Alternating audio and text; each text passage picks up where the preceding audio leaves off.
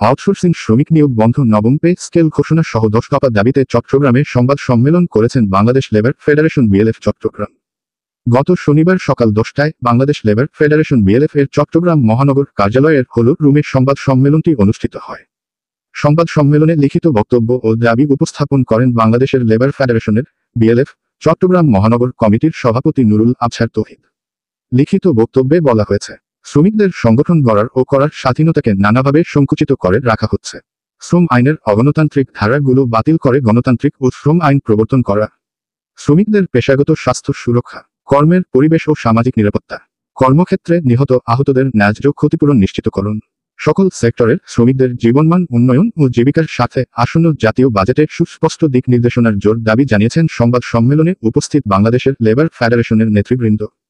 সংবাদ সম্মেলনে প্রধান অতিথি হিসেবে উপস্থিত ছিলেন বাংলাদেশ লেবার ফেডারেশন বিএলএফ এর কেন্দ্রীয় সাধারণ সম্পাদক রবিউল হক শিমুল, চট্টগ্রাম বিভাগীয় কমিটির সাধারণ সম্পাদক নুরুল আবছার ভূঁইয়া, জেলা সভাপতি সেলিম মিয়া, বিএলএফ চট্টগ্রাম মহানগর কমিটির সভাপতি নুরুল আবছার তৌহিদ, মহানগর কমিটির সাধারণ সম্পাদক আবু আহমেদ মিয়া, যুগ্ম সম্পাদক মোহাম্মদ আলমগীর হোসেন সহ আরও অনেকে।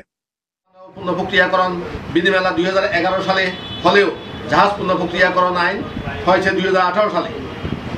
এই যেন ঘোড়ার আগে গাড়ি জুড়ে দেওয়া আইএলও কনভেনশন 87 ও 98 বা দেশের প্রচলিত আইন শ্রম আইন অনুযায়ী এই শিল্পে ট্রেড ইউনিয়ন করতে মালিক ও সরকার কোনো পক্ষই লাইনের পাশে জুবড়িতে।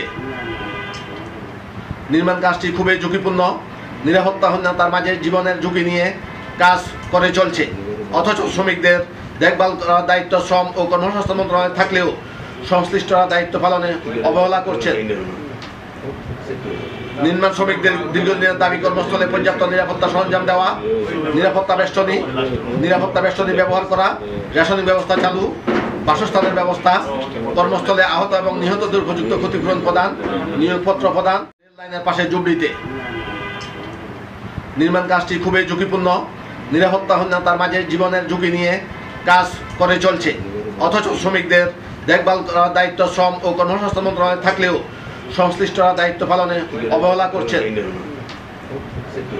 নির্মাণ শ্রমিকদের দীর্ঘদিনের দাবি কর্মস্থলে পর্যাপ্ত নিরাপত্তা সরঞ্জাম দেওয়া, নিরাপত্তা বেষ্টনী ব্যবহার করা, রেশনিং ব্যবস্থা চালু, বাসস্থানের ব্যবস্থা, কর্মস্থলে আহত এবং নিহতদের উপযুক্ত ক্ষতিপূরণ প্রদান, নিয়োগপত্র প্রদান, আবাসনের কোনো ব্যবস্থা নেই, কর্মস্থলে বা রাস্তায় চলাচলে জীবনের নিরাপত্তা নেই। উপরোক্ত সকল প্রকার নিরাপত্তা বিধান সহ এসকো ঘোষিত ন্যূনতম মজুরি 23,000 টাকা ঘোষণার দাবি জানাচ্ছি। একজন গার্মেন্টস মালিক আমেরিকার ধনকুবেরদের মতো বিলাসবহুল জীবনযাপন করেন, অথচ তারা গার্মেন্টসের শ্রমিকরা দুর্বিষহ জীবনযাপন করছে। গার্মেন্টস শ্রমিকদের তীব্র আন্দোলনের মুখে সরকার ও মালিক পক্ষ 12,500 টাকা নিম্নতম মজুরি ঘোষণা করলেও তা বর্তমান বাজারের দ্রব্যমূল্যের সাথে সাংঘর্ষিক।